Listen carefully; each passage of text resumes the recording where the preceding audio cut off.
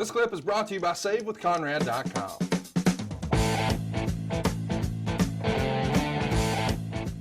2, 1, play. And your thing should be playing right now. And you should be looking at Lord Alfred Hayes from Mutual of Omaha. What the hell was the guy's name? Marlon Perkins? Wait, this really was shot at Mutual of Omaha? Of course, we're in Omaha. So Wild Kingdom right there. Help me understand. Why is it Wild Kingdom? Like, of all the places to call a show Wild Kingdom, why does Omaha, Nebraska get that title?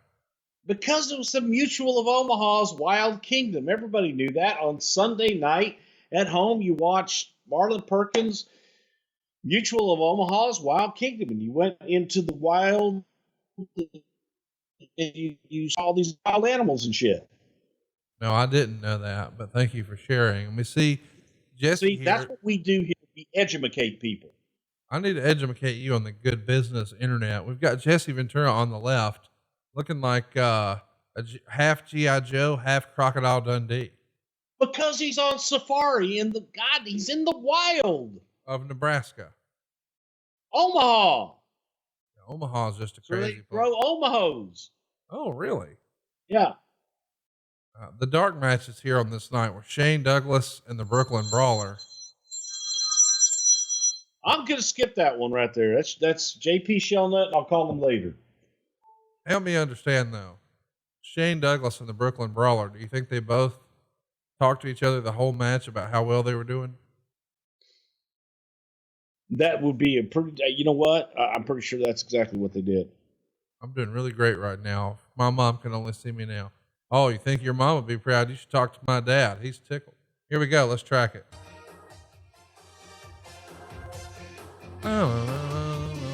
Best opening entrance in the history of wrestling?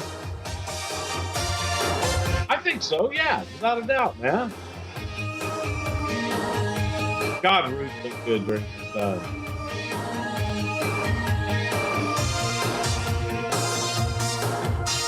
Fascinating that Kerry's making his debut on this show, but he's already in the open.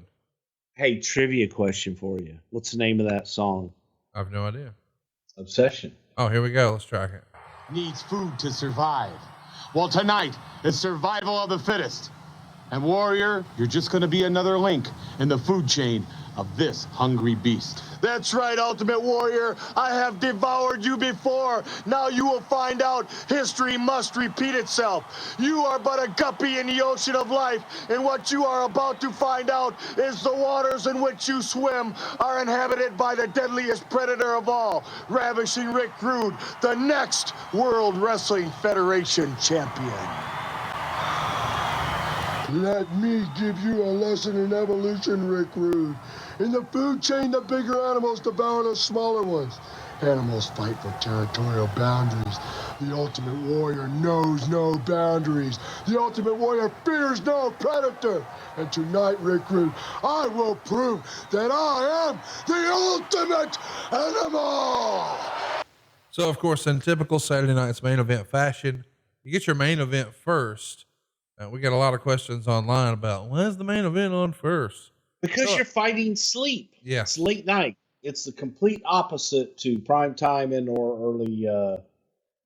earlier viewing habits. By the way, they do that with Saturday Night Live too. The best skits, the ones they think are going to get the most attention, their best work, that airs at the beginning of the show.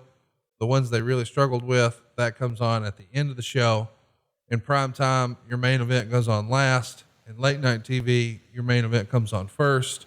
Even late night talk shows, your big guest comes out first. He doesn't come out last.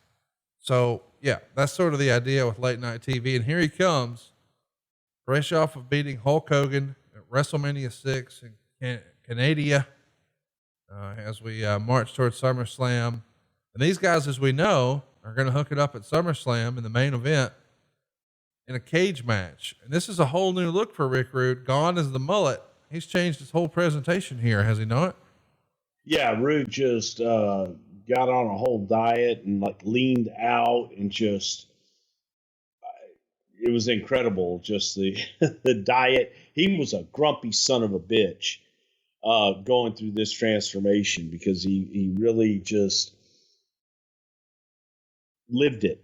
And was on a different diet, not eating nearly as much as he used to, and just working out and doing a lot of different cardio workouts and things, but got himself in tremendous shape. Not that he wasn't always in tremendous shape, but I remember this just being a grumpy Rick, grumpier than usual for any of those that may have known him. Because he wasn't eating, right? Trust me, man, those forearms could hurt. I think Rick Rude has been criminally underrated, and only in more recent years have fans online started to really celebrate what a great performer he was in the ring. We always knew he was a strong promo, but there was even a Twitter account earlier this summer just dedicated to Rick Rude selling atomic drops. I mean, that's how good he is. What about these boots in the corner? What the fuck is this, Bruce? Ooh. Well, look at those tassels. Tassels give movement.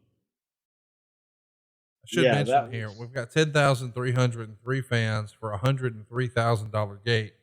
So a lot of folks here in Omaha to see the Wild Kingdom. But if you're going to shit on those boots, please do. Warriors boots?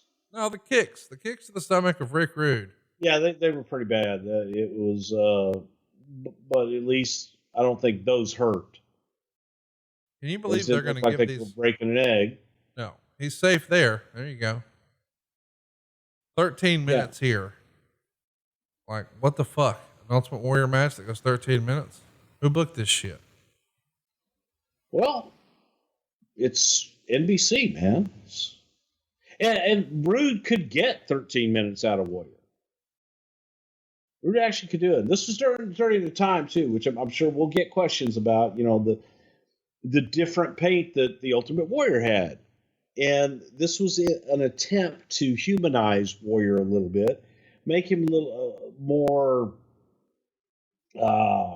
human, I guess, by not doing the war paint, just doing we started out with just one Warrior symbol on his cheek and went to this and eventually got back to the full face paint. But just different experimental things to try and humanize him a little bit when he became WWE champion. See Warrior doing the big splash there. Rude getting out of the way in time.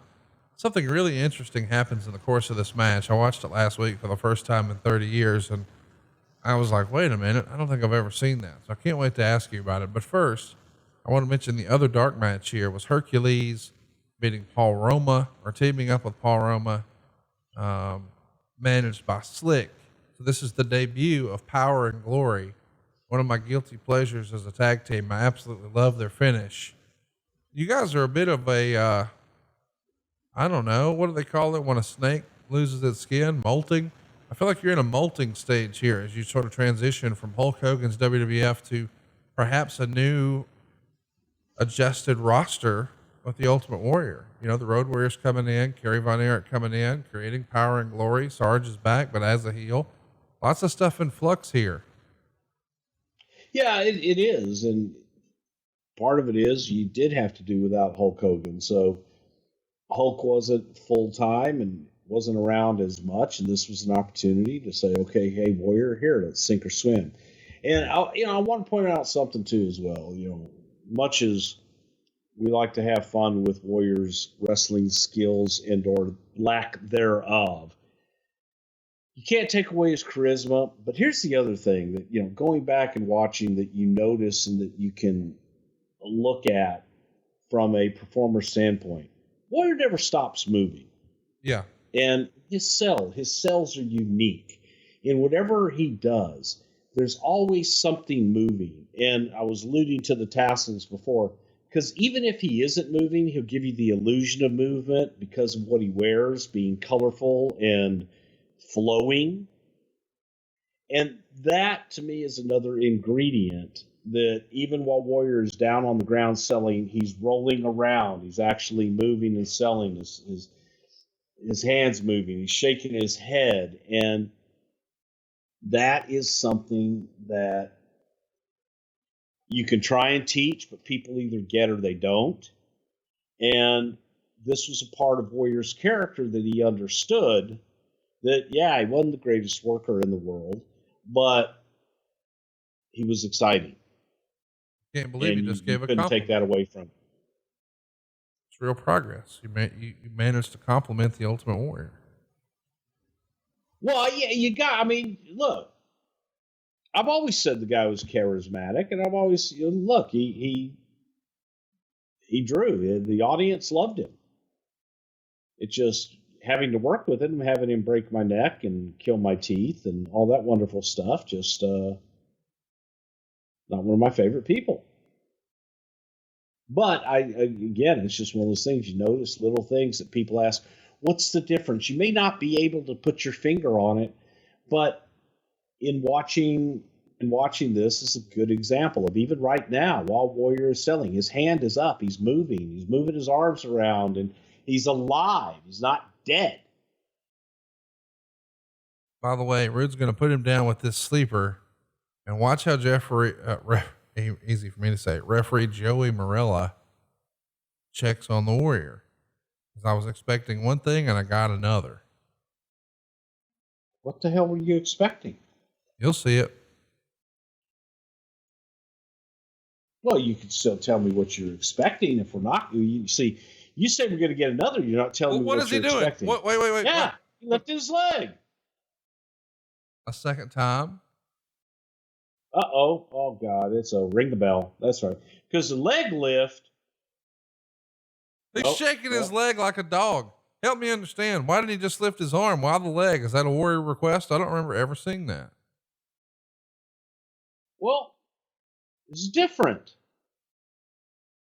Why do you go into defense mode? I'm just asking if you've ever seen it. Well, no, I'm not defense mode. I'm answering your goddamn question. Well, now you're 3/8 hot. You're more than 3/8 hot. You're 5/8 hot.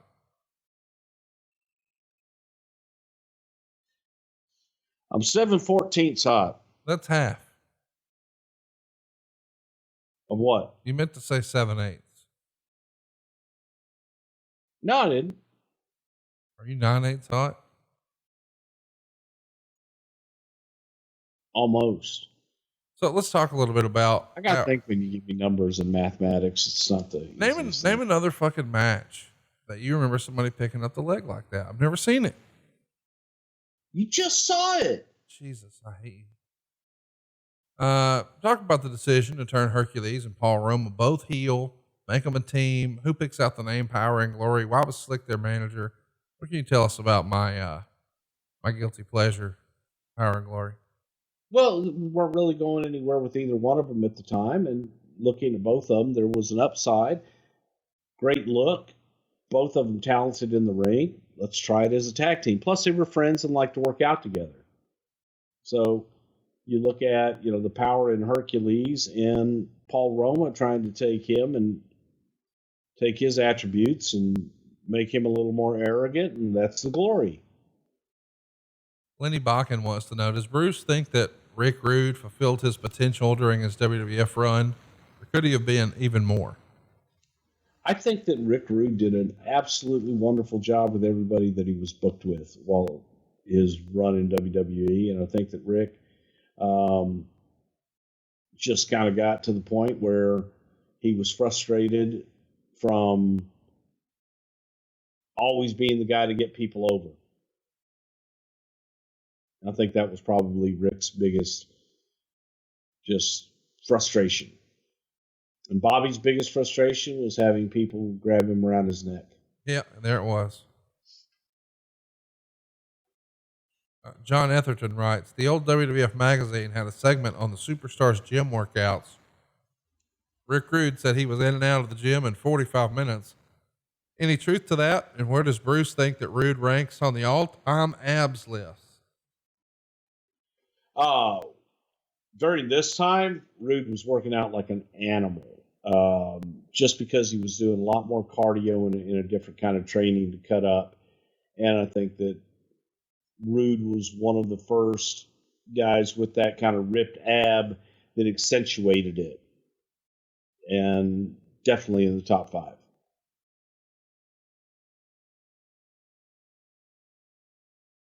So there you see Morella calling for it, even though Vince is going to say it's a DQ. Meltzer would argue, I believe, that it was actually a count out. But either way, here we are. Ultimate Warrior's victorious as he swings the belt around his head, Seth Rollins style. I love that sweeping crowd of the shot. Who used to do those shots for you? Is that your man Bubba, or is this pre-Bubba? Hey, it's Conrad Thompson. Thanks for checking out the podcast here on YouTube. Be sure to hit the subscribe button and the notifications bell so you get a notice anytime we upload some new content. And go save yourself some money right now. If you're in a 30-year loan or you have credit card debt, it's not a matter of if I can save you money. It's a matter of how much. Find out right now for free at SaveWithConrad.com.